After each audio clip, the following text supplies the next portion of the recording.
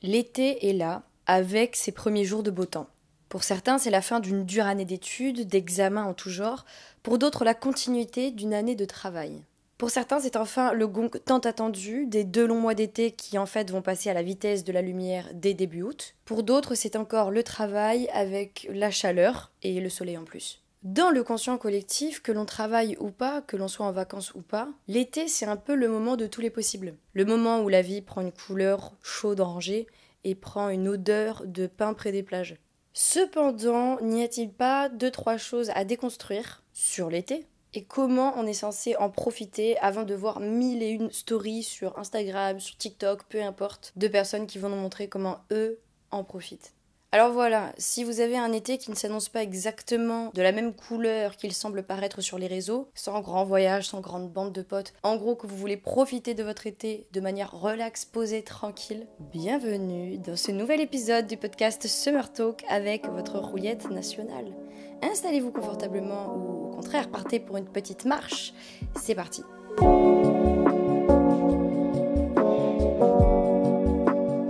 Bonjour. Alors aujourd'hui, on se retrouve... Attendez, d'abord, ça va? Ok. Aujourd'hui, on se retrouve, j'allais dire, dans une vidéo un peu spéciale, dans j'arrive pas à parler. Un podcast assez spécial. Un épisode de podcast assez spécial. Et il faut un mois, s'il vous plaît. Puisque, pour la première fois, je vais poster la vidéo sur YouTube. Voilà, à savoir, j'avais jamais filmé un épisode de podcast. Et puis... en fait, je me suis dit que c'était un peu symbolique parce que ce podcast s'appelle quand même Summer Talk. Et je crois qu'on a 1 an, les gars. Genre, je crois que ce podcast a... Oui, non, mais il a plus d'1 an. Je l'avais sorti avant l'été. Mais voilà, le podcast s'appelle Summer Talk, tout simplement parce que moi, j'ai toujours adoré les longues conversations avec mes potes. Et elles étaient encore plus, on va dire, incroyables l'été, quand voilà, on avait des soirées après la plage, ou après le taf et tout, machin, on se retrouvait et voilà, on refaisait le monde pendant des heures. C'est de là qu'est né le nom de ce podcast. Je crois que je l'avais expliqué dans le premier épisode, un podcast pour ne jamais se sentir seul. Mais du coup, voilà, c'est rappelé. Et je me suis dit, vu qu'on est sur sur les premières semaines d'été, si je dis pas de bêtises, les premiers jours d'été, j'avais envie de marquer le coup, voilà, avec un truc un peu symbolique, de mettre la vidéo. Alors bien sûr, voilà, si vous voulez pas profiter de la vidéo, vous avez le podcast en normal sur toutes les plateformes comme d'habitude. Mais voilà, j'avais envie de le faire. Et surtout, j'avais en fait envie de revenir aussi sur YouTube avec ce sujet-là. Et je me suis dit, j'ai pas envie que ça touche que le podcast, tout simplement. Donc, je vais aussi le mettre sur YouTube. Et là, les personnes qui sont en train de regarder la vidéo, vous me voyez tel que j'enregistre en fait mes podcasts. Je suis toujours dans cette position, au fond de mon lit, avec mes petites guirlandes allumées, mes notes ici, bien sûr, parce que sinon je pars en live. Et voilà, je suis face à vous. En tout cas, je suis très contente de vous retrouver pour ce nouvel épisode. J'ai l'impression que le début d'été, c'est pas pire, mais il y a encore plus d'enjeux que le début d'année. Vous voyez ce que je veux dire? Parce que je trouve le début d'année, c'est un peu genre des objectifs qu'on se met, vous savez, le 1er janvier, c'est un peu des objectifs qu'on se met par rapport à nous-mêmes, genre pour nous développer, vous voyez, au long de l'année. Alors que le début de l'été, enfin, comment je le vois, comment je le perçois, bien évidemment, ce n'est pas une vérité objective absolue, hein. Mais j'ai l'impression que c'est beaucoup plus d'objectifs, mais qui nous dépassent en fait. Qui sont pas genre centrés forcément sur nous, mais qui sont centrés sur le paraître de devoir faire des choses, de devoir vivre des choses pour cocher un peu des cases. Voilà, je sais pas comment expliquer, mais je retrouve cette même énergie voilà, de début d'année en janvier que là de début d'été en fin juin, début juillet. Mais là, j'ai plus l'impression qu'il y a des stories à faire qu'en janvier. Vous voyez ce que je veux vous dire? Et donc du coup, moi ce début d'été, ça fait 2 ans que j'ai fini les études, donc je ne suis pas dans une attente de l'été comme le moment où voilà, je souffle enfin d'un an d'études, etc. Et en plus, moi le métier que je fais, vu que je suis sur les réseaux, le podcast, etc., enfin je suis à mon propre compte, donc c'est en fait un travail que je fais toute l'année, puisque c'est au bon vouloir de la création que je peux avoir, de l'inspiration. Et ça, c'est un truc que je peux pas cantonner de septembre à juin. Vous voyez ce que je veux dire? Si ça vient à 4 heures au milieu de la nuit, bah, j'écris. Et ça me plaît beaucoup, c'est pas du tout en mode... Ça me plaît beaucoup, donc j'adore ça. Mais du coup, j'ai pas tellement la notion vacances-été, entre guillemets, comme je pouvais l'avoir quand j'étais plus jeune, parce que j'avais des vrais breaks à ce moment-là. Là, c'est pas que j'ai pas un vrai break. Enfin, si. Non, en fait, j'ai pas de vrai break. À moins que j'essaie de prendre une semaine ou 2 où vraiment je ne suis pas sur Instagram, pas sur aucun réseau, pas en train d'écrire, c'est compliqué d'appeler ça des vacances. Parce que même passer par l'écriture, enfin enlever l'écriture quand je suis en vacances, c'est hyper complexe parce que j'écris tout le temps. Et ces derniers mois, beaucoup plus. Voilà, je vous en avais parlé dans certains épisodes, etc. Parce que je me fais à nouveau beaucoup plus confiance et je me laisse surtout écrire. Pas en me disant il faut que ça soit quelque chose, mais juste il faut que j'écrive tout simplement. Et donc voilà, l'été résonne pas forcément pour moi comme toutes ces aspirations que je peux avoir plus jeune de faut que je parte là, enfin je vais partir là, faut que je vois tel pote, faut que je fasse tel truc, ou faut que je gagne de l'argent parce que sinon ça va commencer à être galère la vie d'avocat d'artiste. Là je suis vraiment dans un truc où moi l'été c'est une continuité avec du soleil de mon année. C'est pas la pire, on est bien d'accord. Mais voilà, j'ai pas de ce côté forcément vacances. Et tout de suite, je me suis dit, ouais, mais quand même, tu devrais en profiter parce que toi, tes autres potes, voilà, ont ce côté été, même si maintenant ils sont tous plus ou moins dans la vie professionnelle, ont ce côté été, c'est le moment où on peut se retrouver en fait. C'est le moment où c'est beaucoup plus socialement acceptable de dire genre vas-y pose une semaine et on se pète. Vraiment ça fait appel au sens à peu près de tout le monde. Enfin je connais personne qui n'aime pas l'été. Puis surtout après l'année de merde qu'on vient de se taper, je vous jure que je connais personne qui n'aime pas l'été. Mais bon, après, on va se calmer, hein. On n'est pas encore sur les 30 degrés, soleil tous les matins. La vie, c'est quoi, la vita est chula, quoi. La Dolce Vita, je voulais dire. Je fais le slogan de Desigual, tout va bien. Et j'ai commencé à ressortir, enfin, pas à ressentir une espèce de, pas de pression, parce que là, ce serait un grand mot, mais quand même, quelque part, si, parce que c'était la pression de me dire, voilà, faut que je fasse quelque chose de mon été. En fait, faut que j'ai des projets, faut que, voilà, j'ai en tête quelque chose à faire.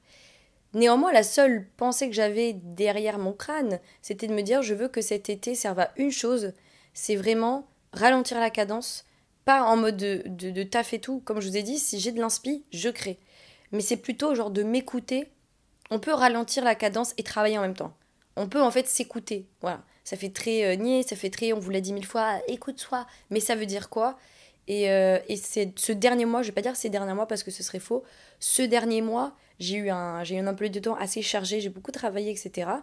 Mais à la fin, je me suis vraiment dit là, mais je l'attends, ce moment de répit, parce que je sens que j'ai besoin voilà, d'au moins me lever une fois sans mettre de réveil, de pouvoir être vraiment farniente, comme on dit farniente, sans me dire oui, mais après il va falloir que tu fasses quand même quelque chose de ta journée parce que sinon, tu auras vraiment perdu ton temps à rien faire. Et encore une fois, la notion de rien faire, j'avais fait un épisode sur ça, sur la notion de rien faire et surtout à quel point il est important de ne rien faire pour ensuite faire quelque chose. Euh, Là, ça, en fait, je sais plus le début du fil de ma pensée, mais ce que je veux dire, c'est que je l'ai eu, j'avais cette envie, voilà, de me dire non mais là c'est bon, je vais enfin rien faire. Et puis j'en ai besoin parce que c'est que quand je fais fondamentalement rien que déjà je me repose, que du coup je suis plus en énergie ensuite de créer, de faire. Et surtout, c'est là où je prends le temps de me nourrir parce qu'entre guillemets, vu que je fais rien, bah je peux faire plein de trucs. C'est quand on fait rien qu'on a vraiment le panel ouvert à tout plein de choses. Parce que j'ai pas de restriction de temps, j'ai pas de restriction de lieu, donc je peux vraiment voilà, aller au cinéma ou rester chez moi et enchaîner 2 séries, 2 livres et tout. Et j'ai besoin de ça, voilà, pour me nourrir, pour créer. Et donc, je me suis dit, j'attends l'été pour ça, en fait. Pour pas ne rien faire du tout, mais à certains moments clés, ne rien faire pour me reposer, me nourrir, et donc, à la fin, alimenter voilà, le côté créatif qui, moi, me porte. C'est voilà, c'est pas qu'un travail, quoi, c'est ce qui me porte de manière générale dans toute ma vie. Et c'était un peu compliqué parce qu'au final, les premiers jours d'été sont arrivés. J'avais des choses de prévues un peu à droite à gauche et j'ai du mal à me poser. Et c'est un peu dommage parce que voilà, moi, mes aspirations, c'était factuellement lire des livres, faire des vidéos, regarder des films où ça fait 3 plombes que je me dis que je vais les regarder. Il y en a même, je les ai achetés, genre, vous savez, sur les sites là, sur internet. On dirait une boumeuse, enfin sur Canal VOD, des trucs comme ça. Je les ai achetés parce que je me suis dit, meuf, si tu les achètes, tu es obligée de les regarder. Je les ai toujours pas regardés en fait. Et moi, enfin, voilà, je suis vraiment très portée sur le cinéma. Et du coup, là, je me suis dit, je sais ce que j'ai envie de faire, lire ce livre. J'ai une étagère, c'est que des livres que j'ai pas encore lus. Vraiment, je pense qu'il y a bien une trentaine de livres. Et je me suis dit, c'est pour ça, là, je n'achète plus de livres. Parce que je me dis, genre, meuf, t'en as déjà largement à lire. Et je sais que quand je suis lancée, je lis. Mais c'est qu'à force de trouver des excuses et à faire autre chose, bon, après, c'est pas forcément des excuses quand je travaille, etc. Du coup, je repousse et bon, les livres prennent la poussière. Et sur l'autre côté, on va dire plus psychologique, comme je vous ai dit, voilà, j'avais projeté pour ce début d'été, pour moi, c'était dès le premier jour, vraiment un bien-être pour ma santé mentale, quoi. Genre vraiment faire des vraies pauses sans culpabiliser, ça c'est un peu le mot d'ordre ces derniers mois, de me dire, meuf, on va travailler sur ça, et dès le premier jour, tu vas rien faire, mais vraiment rien faire, quoi. Enfin, dans le sens de, tu vas te poser et d'un moment, tu vas tellement t'ennuyer que tu vas finir par faire des choses. Et au final, bon, parce que c'est bien beau d'avoir des objectifs, mais la réalité est telle qu'elle est. Au final, je me rends compte que non, c'est pas ça, c'est pas comme ça que ça se passe. Et surtout, je me dis, mais j'ai aucun plan de prévu particulier pour l'été. Enfin, si, j'en ai un quand même, de 5 jours en Espagne avec un de mes meilleurs potes, Père Romain. Je pense que vous connaissez quand même maintenant. Et du coup, à part ça, ce qui est déjà extraordinaire, hein, mais j'avais pas d'autres plans de particulier de prévus. Genre, voilà, j'ai des potes qui partent à la plage, qui font des saisons, qui font des voyages voilà, en dehors du continent, etc. Et c'est vrai que moi, j'avais pas ça de prévu, et ça m'embêtait pas du tout.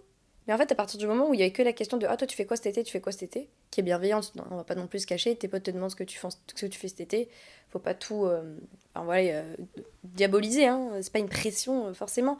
Mais c'est vrai que du coup, forcément, tu finis par te dire «Bah, c'est vrai que je fais pas quelque chose cet été, en fait». Sauf que moi, c'est mon objectif de base, de ne rien faire et d'être très bien avec, parce que ça fait 1 an que je cours et que je vois que je suis vraiment essoufflée, en fait, au bout du compte. Donc il y avait tout ça. Et tout ça pour dire, je pense que c'est vraiment la plus grosse intro. Enfin, c'est même pas qu'une intro, là. Calmez-vous ou décontractez-vous. Je pense que c'est vraiment la plus longue, on va dire, semi-intro au début de podcast que j'ai faite sur Summer Talk. Mais c'est parce que, voilà, je voulais vraiment amener le côté de c'est pas évident d'aborder l'été, déjà suivant dans quel schéma vous êtes. Si vous travaillez en taf alimentaire parce que, voilà, vous faire de la maille et tout pour l'année prochaine. Si vous êtes dans un travail alimentaire ou non, et que vous travaillez, c'est la continuité de votre travail à l'année. Si vous êtes étudiant et que vous avez fini, vous n'en pouvez plus. Si vous êtes au lycée, à la fac. En fait, je sais pas. Il y a tellement de cas de figure, mais en mon sens, on peut se poser quand même tous et toutes les mêmes questions, à part si vraiment vos vacances, c'est Ibiza, Bora Bora, et qu'aucune question se pose pour vous. Dans ce cas-là, je vous le dis avec le plus grand somme, mais je suis très contente pour vous. Mais voilà, pour toutes les autres personnes qui n'ont pas forcément cet emploi du temps de prévu pour cet été, voilà, c'est pas évident de composer avec tout ce qu'on entend et surtout tout ce qu'on sait qu'on va voir sur les réseaux. Tout ce qu'on sait qu'on va voir sur les réseaux cet été, que ce soit nos potes, enfin nos proches de manière générale, ou bah, tous les gens, parce que maintenant sur les réseaux on suit plein de gens qu'on ne connaît pas, on a plein de vidéos de gens qu'on ne connaît pas, dont on va voir la vie, dont on va voir faire mille et une choses merveilleuses, pendant que nous, on ne sera pas forcément voilà, dans le même état d'esprit et surtout dans le même état tout court. Et je me suis dit que voilà, si ce podcast pouvait vous amener à aborder ou à appréhender l'été d'une manière beaucoup plus chill, posée, déculpabilisante et apaisée, bah du coup c'était l'objectif, c'était trop cool, j'allais le faire. J'ai donc fait des grands points pour cet épisode, ou plutôt une liste non exhaustive de ce que j'ai relevé qui pouvait nuire à cet état de tranquillité pour l'été. Prenez comme toujours ce que vous voulez, ce qui va résonner en vous. Vous n'avez pas tout à prendre pour argent comptant, on est bien d'accord. J'ai en tout et pour tout 3 points. Le premier point, et bien sûr c'est celui qu'on sent venir par rapport au discours que j'ai eu, c'est les stories Instagram ne sont pas la réalité. Ni les stories des gens que tu suis, ni les tiennes. Et ça, on va en parler. En fait, le truc avec les stories, et ça, je vous parle même pas que en tant que moi, mais en tant qu'étude, il y a des études qui ont été faites, etc., de sociologues, de psychologues, de plein de personnes, et même vous pouvez le ressentir sans avoir fait bac+5 psy. En fait, c'est que les stories Instagram, déjà à la base, Instagram, c'était censé capturer un moment. C'était censé donner un moment. Et je sais pas s'il y a des OG ce soir dans la salle, mais moi j'ai eu Instagram quasi à ses débuts, en 2013-2014. Et enfin voilà, c'était vraiment dans les premières années, enfin les premiers mois, premières années. Et à la base, vraiment, il n'y avait pas de story, il n'y avait pas de DM. Il n'y avait pas l'onglet recherche. Enfin, en gros, les seuls gens qu'on connaissait, c'était les seuls gens qu'on avait en amis, en followers. Et on mettait juste des photos, quoi. Je sais même pas si on pouvait mettre des vidéos, mais si peut-être, mais quand même. Mais ce que je veux dire, c'est que c'était vraiment, on capturait des moments, on les mettait et c'était nos potes, quoi. C'était vraiment nos potes. Et ensuite est arrivé tout le côté story, l'onglet recherche, où du coup on voit la vie de plein de gens, etc. tout le temps. pas forcément qu'on connaît, même plus qu'on ne connaît pas, même dans notre feed, on voit maintenant plus du tout les publis de nos potes, on voit juste les publis de personnes random qu'on connaît pas du tout, dont on n'est même pas abonné.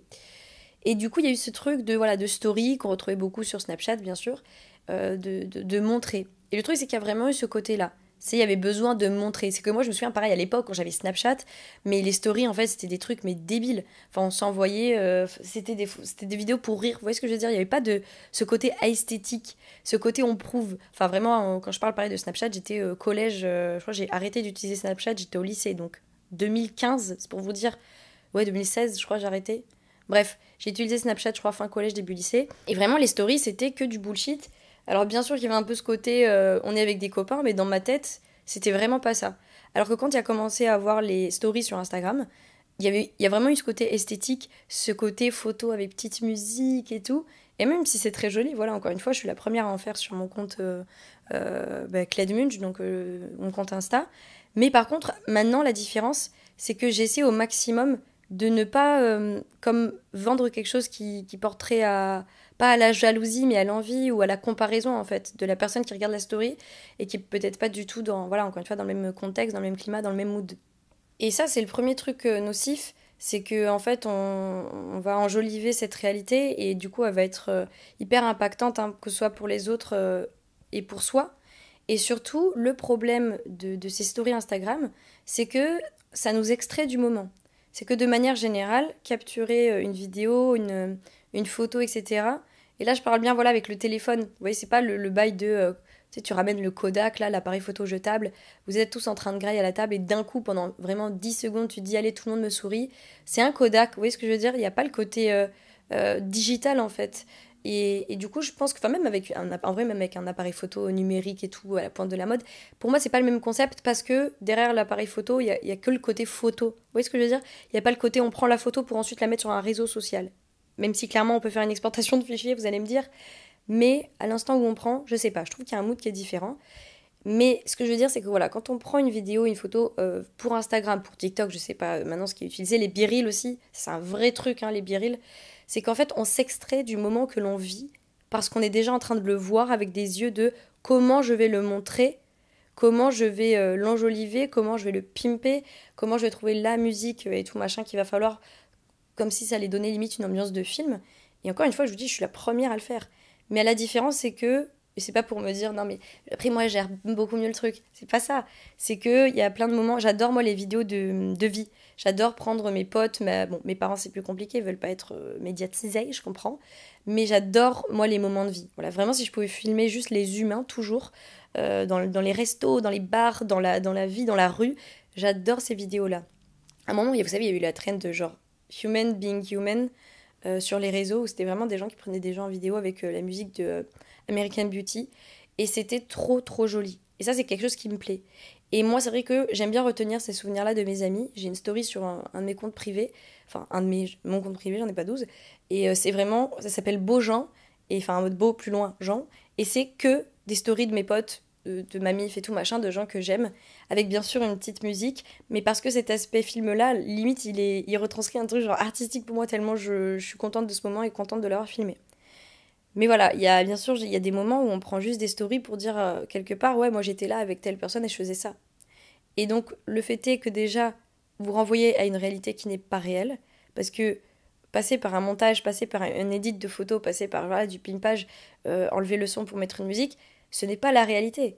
Et en fait, c'est extrêmement factuel, c'est qu'une vidéo brute, genre, et en plus la vidéo brute c'est faux parce que entre le moment où vous avez allumé votre téléphone, est-ce que la personne a été foncièrement comme elle était 2 secondes avant que vous ne l'allumiez pas?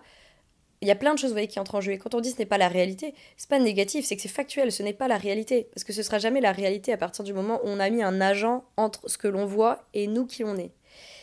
Et c'est comme ça, c'est pas grave. C'est comme les films, ce n'est pas la réalité. Vous voyez ce que je veux dire? Là, il y a carrément une œuvre de fiction. Mais bref, vous comprenez, j'imagine, l'idée. Et donc, du coup, voilà, il y a un côté d'extraction de vous-même, du moment qui passe, et qui fait que pour ce premier point, pour ces 2 premiers points, les stories Instagram, c'est pas la réalité, et c'est pas forcément hyper bon pour vous. Combien de fois, en fait, on se dit, ah, je vais prendre ce moment en vidéo, et au final, on se ravise, on se dit, non, ça sera jamais comme moi je le vois, Et j'ai pas envie, là, j'ai la flemme. Je suis en train de profiter du moment, de la spontanéité, de tout ce qui se passe devant moi. J'ai pas envie de, vous voyez, de casser le truc avec le côté vidéo. Et je pense que c'est quelque chose qu'on ressent beaucoup plus en vieillissant. Ça me tue de le dire, mais vraiment, les parents avaient raison, quoi. C'est le téléphone. Moi, quand j'étais petite, on a grandi avec le téléphone, on a grandi avec l'arrivée des réseaux, d'Internet et tout. Mais on a quand même eu une vie avant 100. Vous voyez, là, je suis de 2000. On a eu une vie quand même avant 100. Et du coup, voilà, on sait à quoi ça ressemble. On n'a pas toujours baigné dans ça, même si on a grandi avec.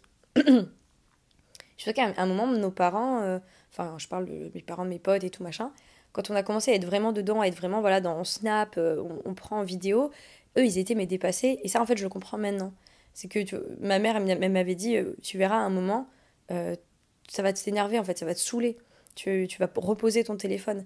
Et c'est vrai que là, encore hier, j'étais avec des copains, Cosette et tout, avec qui j'ai fait un shooting photo qui sera bientôt sur mon Insta d'ailleurs, qui est magnifique. Je vous en parlerai parce que c'était hyper intéressant, genre je vous jure, hyper intéressant. Bref, c'est un autre sujet. Et on a fini la soirée et vraiment on n'avait pas d'hôtel quoi. Enfin, à part pour ceux qui attendaient des messages pro et tout machin, il n'y avait pas d'hôtel. Et maintenant c'est un truc, je fais plus gaffe, je laisse mon tel soit dans ma chambre, soit dans la cuisine, mais il est plus avec moi. Et au début c'était pas en mode un effort, mais je me disais non mais je veux pas qu'il y ait le téléphone en interférence avec mes potes. Et maintenant c'est une nécessité, genre faut vraiment pas que j'ai mon tel avec moi. Et encore moins de prendre une story en mode pour casser le moment, même si j'aime bien prendre des vidéos voilà, à la volée. Mais du coup, c'est un petit peu comme s'il y avait que moi qui voyais ce que je prenais parce que je le dis pas à mes potes. Juste enfin, pas en mode vidéo chelou, en mode je le dis pas à mes potes et je prends une vidéo de horrible. Mais je le dis pas à mes potes, juste justement pour avoir cette essence la plus vraie possible. Même si, encore une fois, il y a un agent entre la réalité et moi, ce que j'en vois. Mais du coup, voilà. Les stories Instagram ne sont pas la réalité, ni les stories des gens que tu regardes, parce que eux traficotent, mais quand je dis traficote, il n'y a rien de péjoratif. Le mot péjoratif, c'est pas le cas. C'est qu'ils traficotent, il y a de la musique, il y a du pimpage, comme je viens de l'expliquer. Et c'est surtout de te dire sur une story même s'ils mettent, genre, tu te dis, ouais, mais la personne, elle a mis genre 20 photos aujourd'hui en story, c'est que c'est forcément à ça que ressemblent ses vacances, et que c'est que tac, tac, tac, tac. Non, tu ne peux pas établir 24 heures d'une journée d'une personne et comment physiologiquement, psychologiquement elle se porte dans sa tête sur 20 photos.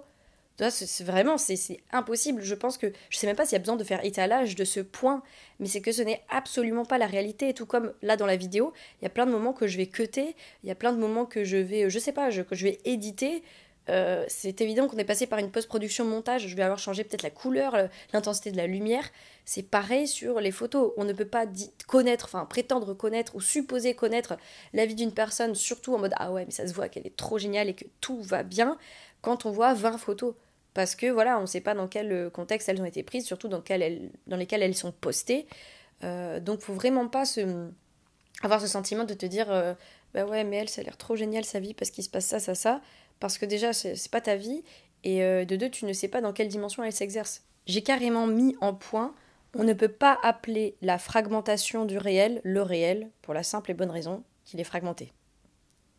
J'ai fait une petite tautologie, hein, je me suis répété, complexifier quelque chose de très simple. Mais c'est ça, quoi. C'est-à-dire, si on fragmente, on n'a pas brut quelque chose, donc ce n'est pas réel.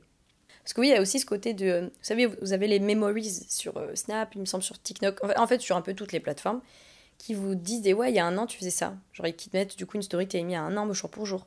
Il y a 4 ans. Voilà, ça commence à faire, parce que j'ai des trucs, c'était il y a 5 ans, quoi. Genre, on se calme. Et genre, en fait, j'ai un propre sentiment de malaise vis-à-vis de mes stories, parce que je me disais, ah ben ouais, il y a 4 ans, tu faisais tellement plus de choses. Et c'est ça le truc, c'est que d'intégrer que la story n'est pas la réalité, ça vous permet d'avoir cet évitement de malaise, en fait, du sentiment de ne pas avoir une vie haute en couleurs. Surtout qu'en plus, ce qui est très drôle, c'est que ma première pensée en regardant ma story, ça a été ah, mais il y a 4 ans, tu faisais tellement plus de choses, alors que j'étais grave mal. Je faisais justement beaucoup de choses pour oublier le fait que ça n'allait pas du tout. Genre vraiment, là, il y a 4 ans, je vivais un des pires étés de ma vie. Avec ma coloc, ça a fini en dents de scie, genre vraiment ça a été une apothéose d'horreur, enfin d'horreur c'est un grand mot, mais de méchanceté, de tristesse et tout. Non franchement, et alors que je faisais plein de trucs, je bougeais tout le temps, j'étais toujours pompélope et tout, comme quoi, faut vraiment pas oublier, pas croire ce qu'on voit, parce que même moi je l'ai oublié alors que là on parle de story de ma propre personne, mais juste, ah ouais t'étais à la plage donc c'est que ça allait forcément bien. Pas du tout, genre vraiment pas. J'étais vraiment pas bien. Ensuite, mon deuxième point pour vous aider, selon moi, à appréhender l'été de la meilleure manière, c'est stopper la surstimulation, ou du moins amoindrissez-la. On sort d'une période où, pour des raisons évidentes, on a été ultra connectés. Voilà, par rapport aux enjeux politiques, économiques, écologiques, humains, et même là, actuellement, avec le foot, on est très très connectés parce qu'on veut suivre l'actualité, on veut voir comment les choses se passent. Et en soi, c'est essentiel parce que tout ça, ça représente enfin, les réseaux, là je parle de surstimulation, surtout digitale, bien sûr, vous l'aurez compris, c'est que ça reste quand même un axe de communication majeur et essentiel, vous voyez, qui a été très important et qui justement nous a beaucoup nourris pendant ces instants, enfin pas ces instants, ces périodes de tumulte en fait. Mais, comme je l'ai dit à l'épisode précédent, qui s'appelle, je ne sais plus exactement le nom, mais c'était à la recherche de la tranquillité et de la douceur. Pareil, vous l'aurez en bio, s'affichera ici. Je parlais à un moment justement de tout ce rapport à la surstimulation, à la dépendance forcément au réseau, etc. Et surtout à voir comment ça nous impactait dans notre justement tranquillité, notre équilibre au quotidien. Et le fait est que de temps en temps, se déconnecter voilà, de l'avalanche de news du monde, qui en plus sont affreuses, tout le temps, voilà, de manière permanente, se déconnecter de ça, ça fait beaucoup de bien. Et on vous dit pas aller dans une grotte et occulter tout ce qui se passe dans le monde, mais vous pouvez vous tenir au courant en restreignant voilà, cet accès à l'information, cette consommation à l'information. Surtout qu'on va pas se mytho, je suis pas sur les réseaux que pour ça. Ça m'a permis de me tenir au courant de beaucoup de choses. Par contre, je suis essentiellement sur les réseaux pour scroller. On va pas se mytho, quoi. Genre, je vais avoir 30% d'informations qui me mettent à jour ou qui me mettent à jour, pardon.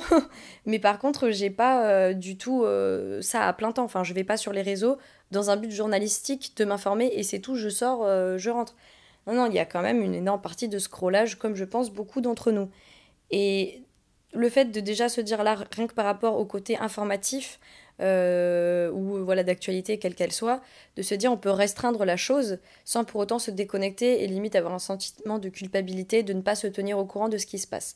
Et puis encore une fois, je vais faire la boumeuse, mais il n'y a pas que les réseaux pour vous tenir informé de ce qui se passe, il n'y a pas que ces réseaux pour avoir une information qui n'est pas biaisée. Vous avez quand même énormément de journaux qui sont, bon, suivant en plus le bord politique, les idées que vous avez envie, vous avez des journaux neutres, vous avez des journaux pas neutres, vous avez clairement des journaux engagés, mais ce que je veux dire, c'est que vous avez énormément de sources, vous avez la radio, vous pouvez avoir des plateaux journaux indépendants, enfin des plateaux télévisés indépendants, il y en a très peu, mais ça existe. Il y a des chaînes YouTube, pareil, où ça fait des retours d'actualité. Mais comme je trouve que YouTube, c'est un peu un réseau social, je ne vais pas le mettre dedans. Mais ce que je veux dire, c'est que vous pouvez, si vraiment vous en pouvez plus des réseaux, mais vous culpabilisez parce que du coup, ça ne vous permettra pas de vous tenir au courant de l'actualité, cherchez vos sources ailleurs, cherchez votre paix, votre tranquillité ailleurs. Ce sera peut-être un travail au début, mais si c'est ce que vous voulez, ça va vous faire beaucoup de bien, de déconnecter sans culpabiliser. Et ensuite, voilà, j'ai mis en deuxième point, là je vais plus parler d'une déconnexion des réseaux sociaux de manière générale. C'est un thème qui est très récurrent sur ma chaîne, hein, mais et c'est assez étrange pour moi de faire une guerre à ça parce que j'aime autant les réseaux sociaux que je les déteste. C'est-à-dire que vraiment, pour moi, c'est une plateforme de partage extraordinaire et c'est ce que je fais. Et j'adore surtout consommer. Mais c'est vrai que, en fait, je pense que c'est la manière dont ça a été pensé de nous rendre essentiellement consommateurs. Enfin, non, produits. On n'est même pas consommateurs, on est produits des réseaux. C'est ça qui me dérange. Et hier, je parlais avec donc Thomas et Cosette, les deux amis dont je vous parlais tout à l'heure, et on parlait justement de ça. Et il m'expliquait qu'en fait, le mec qui a créé le scrollage infini sur les réseaux, parce qu'avant, il y avait vous savez, on allait au bout du truc. Il fallait quand même se la donner, mais il y avait une fin. Maintenant, il y a le scroll infini, qui fait qu'on peut rester vraiment voilà, léthargique à scroller pendant des heures. Et en fait, le mec qui a créé ça, il s'en veut tellement d'avoir zombifié une partie énorme de notre quotidien que genre il est parti en dépression en fait ce mec. Et il fait tout pour faire en sorte de renverser la balance et qu'on ait deux rapports à nouveau sains au réseau et pas voilà, le scroll infini, léthargique, etc. À être mal, à se dire putain mais au final j'ai rien fait, ça m'a rien apporté, etc. Mais bien sûr, aucune maison mère méta, ce que vous voulez, va acheter les process. Eux, si on peut scroller à l'infini, ça veut dire des pubs à l'infini, ça veut dire de la consommation à l'infini, ça les intéresse pas. Qu'on amène une manière saine de consommer dans l'algorithme, je veux dire. Mais du coup, sur la consommation de réseaux sociaux, voilà, de manière générale, rien qu'à voir le temps d'écran qu'on a, genre vous avez une fonctionnalité, je sais sur iPhone, je sais pas sur Android et les autres téléphones si vous l'avez, mais je pense que ça doit se trouver. Sur iPhone, vous avez dans les réglages, vous mettez temps d'écran et ça vous met votre temps d'écran à la journée, à la semaine et vous pouvez faire un comparatif au mois, à l'année. Et je trouve que c'est important parce que on se voit pas forcément le nombre de minutes, d'heures qu'on reste sur le téléphone par jour, mais je vous jure que quand vous allez sur temps d'écran et que vous voyez 6 heures, ça impacte. Ça impacte fort parce que là, il y a vraiment un chiffre qui est donné, quoi. Et moi, c'est vrai qu'il y a quelques semaines où j'étais en mode oh, j'ai le sentiment de moins être sur mon téléphone. Franchement, cette semaine, ouais, bah, j'étais quand même 4 heures par jour. Enfin, je sais pas si on se rend compte, mais 4 heures par jour. Moi, je trouve ça énorme et en plus, je travaille sur les réseaux, quoi.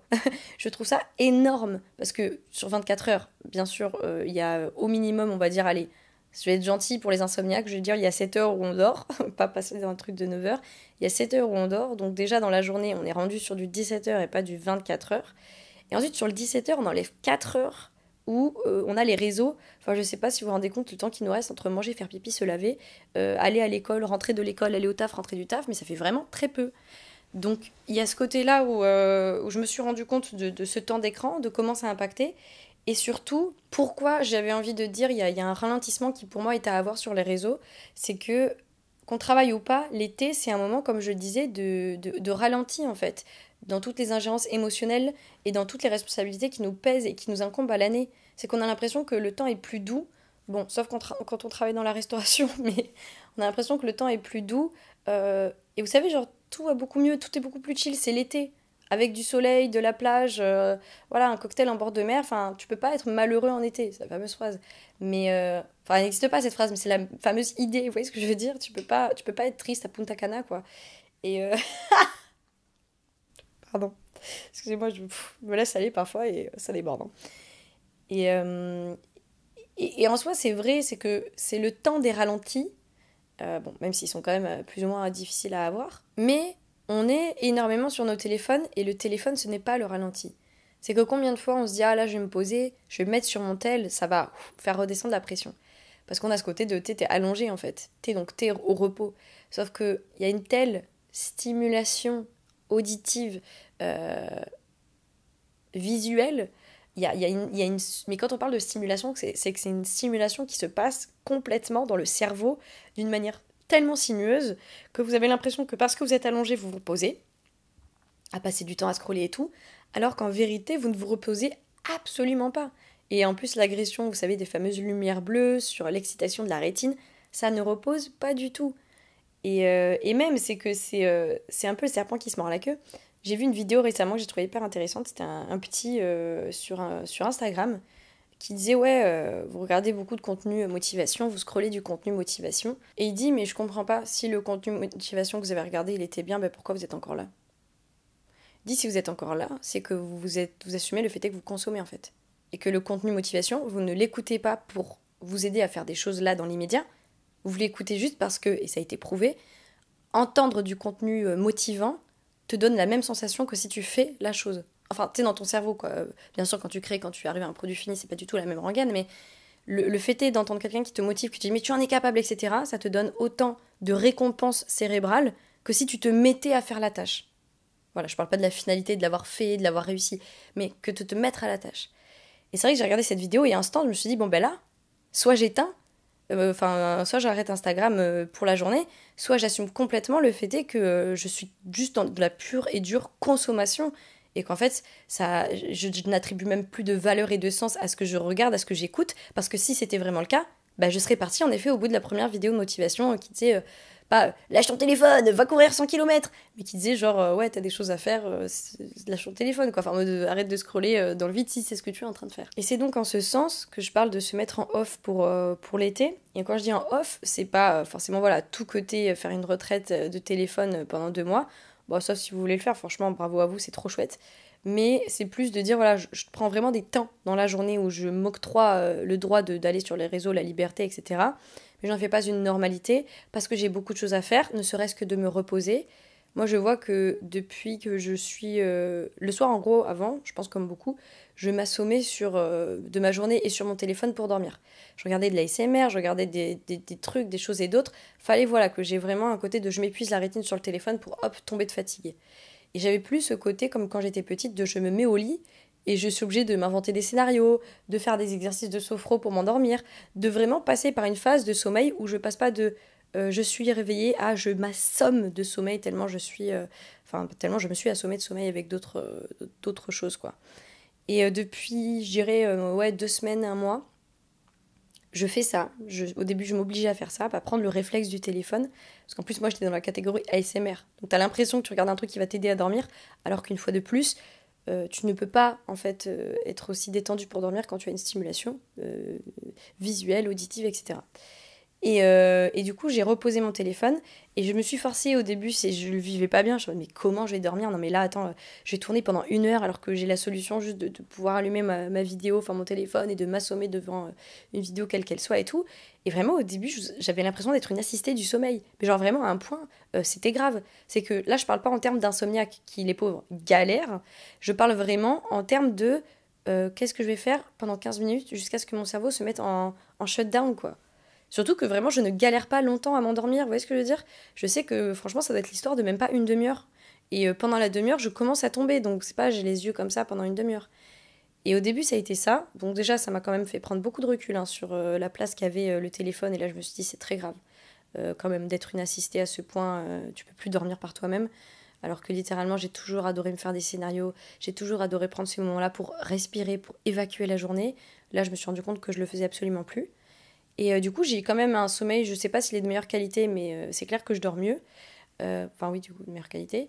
Et c'est qu'en fait, la journée, je me réveille aussi sans mon téléphone. Ça fait très longtemps par contre, je ne regarde jamais mon téléphone en me réveillant. Et genre jusqu'à ce que je déjeune, je suis pas sur mon téléphone. Et voilà quoi, je me réveille le matin, j'ai beaucoup plus d'appétence à faire les choses. Et le fait est d'avoir ce rapport de plus en plus lointain avec le téléphone, je pense que vous l'avez vu si vous me suivez, hein, je suis très... Enfin, c'est pas que je suis très peu sur Instagram, mais j'ai beaucoup moins d'implications, enfin de posts et tout machin qu'avant. Ça veut pas dire que j'y suis pas et que j'ai pas envie de créer, mais ça veut juste dire que je lâche du lest.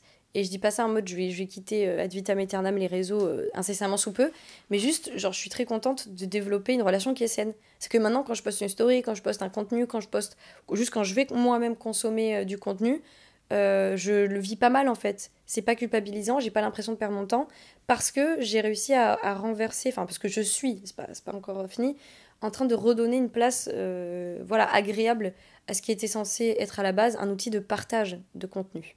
Donc n'hésitez pas à remettre l'église au milieu du village, à vous interroger, à regarder les temps d'écran. Vous avez des possibilités, là je parlais iPhone, de limite de temps à mettre. Si voilà, vous mettez le nombre d'heures par jour que vous voulez faire sur les réseaux, vous avez des codes d'accès à mettre. Enfin, c'est vraiment super bien fait et l'air de rien, moi c'est ce que j'ai, c'est un rappel. C'est que vous pouvez bien sûr enlever la restriction et continuer d'être sur les réseaux, mais vous avez quand même eu le truc de attention, ça fait déjà tant de temps que vous êtes dessus, il est temps d'arrêter quoi. Et moi, j'aime beaucoup, beaucoup cette chose-là. Vous avez qu'on appelle ça des mécanismes pour les lumières, pour éviter les lumières bleues à partir d'une certaine heure. Vous avez les modes sommeil, ne pas déranger, travail, repos, pareil, que vous pouvez régler à partir de certaines heures ou que vous pouvez mettre quand c'est le cas. Pour pareil, ne pas avoir ce côté de là, je suis en train de me reposer, mais ding, j'entends le téléphone et du coup, vous êtes sorti de votre repos. Vous vous mettez vraiment pas forcément dans un sommeil parce qu'à tout moment, ça peut sonner. Moi, je vois qu'encore une fois, je suis la plus tranquille, je fais les meilleures siestes quand mon téléphone, soit il est loin, soit il est en mode avion, où je suis sûre de n'avoir aucune ingérence, en fait, dans mon sommeil, que ce soit juste une notif Insta ou un appel de quiconque, quoi. Et en plus, avec ce point-là, ce deuxième point que j'ai donné sur l'arrêter la surstimulation et ressouffler, reprendre le temps, c'est que ça rejoint le premier. Hein. C'est que si vous êtes moins sur les réseaux, vous consommez moins ce contenu d'été merveilleux, etc., qui peut un peu shut down le moral, quoi.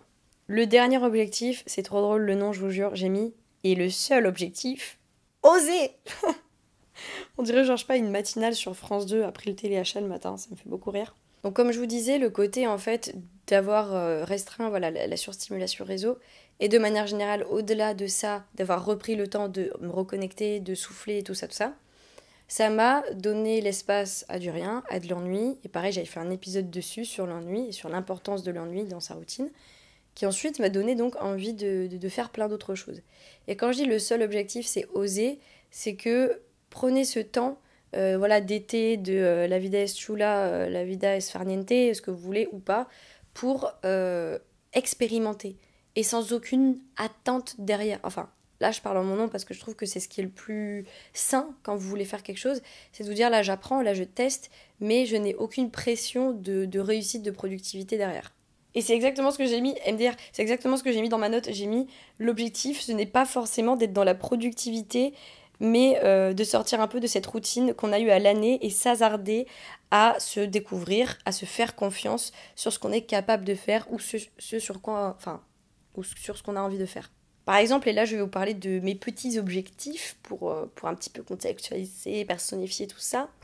Moi j'ai des objectifs, MDR, ça va être super surprenant, d'écriture que je continue de mener. Je sais que ça doit être frustrant parce que j'en parle toujours, mais j'ai du mal à parler de quelque chose tant que je suis pas genre vraiment très très avancée dessus. Donc là, mais je peux vous dire, genre, je vous ai déjà parlé du court-métrage, enfin du court-métrage, du long-métrage, je vous ai déjà parlé d'un roman, et en plus là je travaille sur un recueil pour le début d'année, enfin scolaire, genre septembre, quelque chose dans le genre. Et ça, c'est des trucs que je me suis dit, là, c'est le temps que tu prends cet été, et c'était trois objectifs majeurs, on va dire, en termes de création. Ensuite, j'ai des petits objectifs lecture.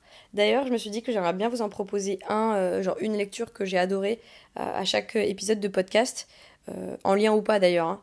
Et pour cet épisode... Non, je vais le donner maintenant parce que je me connais, je vais oublier à la fin. Non, j'ai mis une note pour pas l'oublier.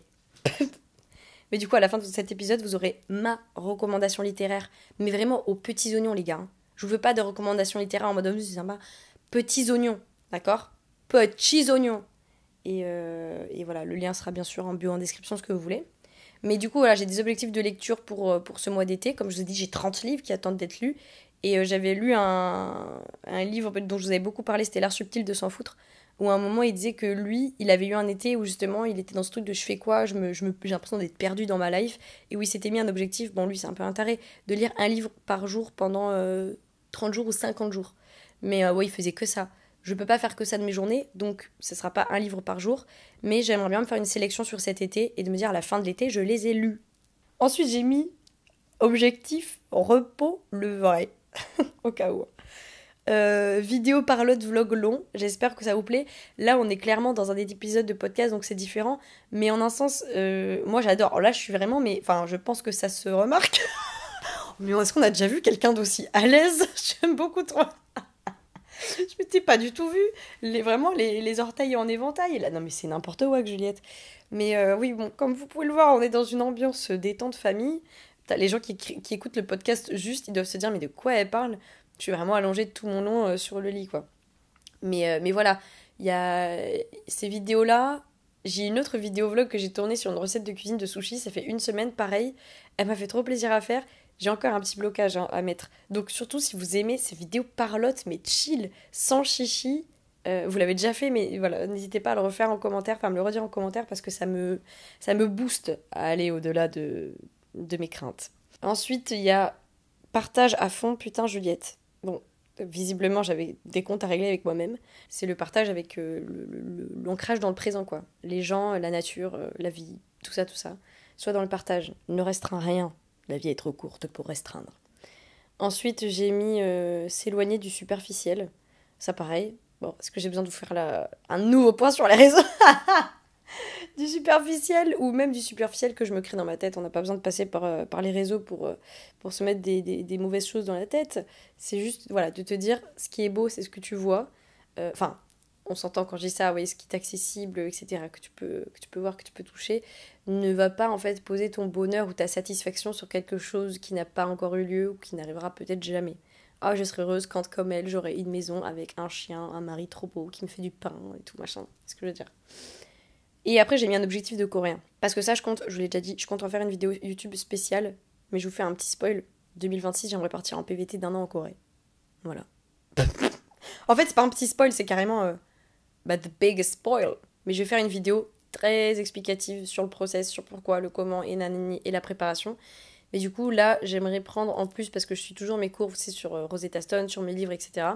Et je veux vraiment la prendre en plus des cours en présentiel pour maximiser le tout. Donc, ce sont mes objectifs de l'été. Comme vous pouvez le voir, il n'y a pas d'objectif de voyage, de grandes soirées. C'est des objectifs qui sont très portés sur ma propre personne. Et je vous encourage à faire de même pour vous. Après, si vos objectifs, c'est vous éclater avec vos potes, je vais le faire. Hein. Qu'on se méprenne pas, je vais le faire. Mais ne faites pas reposer forcément voilà, tout votre...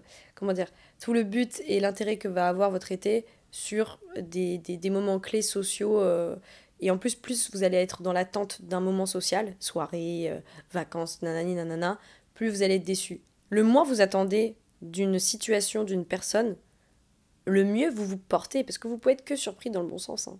Pour cette fin d'épisode, du coup, je vous recommande le livre suivant, qui s'affichera ici, qui sera en bio, qui n'est autre que Petite éloge des cafés, de Léa Wiazemski. J'espère que je dis bien son nom de famille. C'est un absolu régal que je suis en train de terminer, que j'ai picoré tout au long du dernier mois. Et en fait, c'est une femme qui est petite fille de François Mauriac, hein, si je dis pas de bêtises quand même, et fille de, mince, comment s'appelle la dame qui écrit La bicyclette bleue. Donc on est quand même dans une famille bien littéraire. Et qui, elle, a toujours grandi en fait avec les cafés depuis qu'elle est toute petite. Et avec plein de cafés. C'est une amoureuse des cafés. Même des bars de cette ambiance, voilà, de comptoir et tout, de brasserie et tout. Et elle en fait un livre. Et c'est merveilleux. C'est extrêmement... c'est intimiste. On a l'impression que c'est une pote qui nous raconte ses cafés préférés. Avec des touches de... Elle vous explique à tel endroit pourquoi ça revêt une importance pour elle telle. Parce qu'elle a ce souvenir. Parce que historiquement, ça voulait dire ça. J'ai appris énormément de choses historiques sur la construction des cafés. Pas construction architecturale, mais en mode sur pourquoi ça existait, qu'est-ce que c'était le modèle avant, pourquoi il y en a qui disparaissent, pourquoi il y en a d'autres qui se créent, quel rôle ils ont joué, par exemple, pendant la Seconde Guerre mondiale avec la Résistance. Je vous jure, c'est passionnant et c'est hyper... voilà, c'est des récits de vie. Moi, encore une fois, je vous ai dit, j'adore ça, les récits de vie. Et elle écrit hyper bien, c'est hyper fluide. Je dis, vous avez l'impression d'écouter une pote qui parle très bien, mais une pote quand même. Et voilà, là, je suis en train de le finir. Il y a des moments où je rigole, il y a des moments où je pleure, il y a des moments où... parce qu'elle évoque des souvenirs de vie. Et c'est merveilleux. Et moi, j'adore les cafés. Enfin, vous connaissez quand même mon amour des cafés désormais. J'adore voilà, ces ambiances-là. J'ai besoin d'être dans des cafés. Par exemple, là, l'épisode que vous voyez, va falloir que j'aille à mon Books & Coffee pour l'éditer, pour le monter. Parce que vraiment, mais j'ai une énergie de travail, de boost créatif quand je suis dans des endroits de vie que je n'ai pas, que je n'aurai jamais chez moi. Je ne les aurai jamais chez moi. Donc voilà, je vous encourage vivement, si vous voulez, un livre d'été là, hyper cool, où vous apprenez quand même des choses, où vous êtes porté par des histoires, parce qu'elle vous raconte des histoires qui lui sont arrivées, mais vraiment, lisez ce livre, c'est une petite pépite. Sur ce, mes amis, j'espère que ce format vous a plu, j'espère que pour ceux et celles qui découvrent l'épisode du jour avec une vidéo, il vous aura fait du bien. Encore une fois, si vous avez aimé le concept, mais dites-le moi en commentaire, parce que je filmerai plus de podcasts. J'espère que le podcast a été aussi agréable à écouter pour ceux qui n'ont pas la vidéo. Je pense qu'en un sens, je suis tellement moi habituée à la vidéo que je suis beaucoup plus à l'aise à parler comme ça avec une caméra en face de moi que sans. Vous voyez ce que je veux dire? Donc voilà, j'espère que ça vous a plu aussi, Melolo. Et je vous souhaite un très très bon début d'été, que vous travaillez, que vous étudiez, que vous ne fassiez ni l'un ni l'autre. Ne vous mettez pas de pression parce que franchement, je vous le dis, on s'en pète un rein. Profitez d'avoir ce temps-là pour vous, de prendre du temps pour vous, d'oser de faire des choses et d'oser acquérir du repos. Même si vous travaillez dans les moments d'accalmie, prenez des temps de repos pour vous et des vrais moments de repos pour vous. Voilà, sur ce, je vous fais d'énormes bisous. Comme toujours, prenez soin de vous. Le monde vous appartient et moi aussi.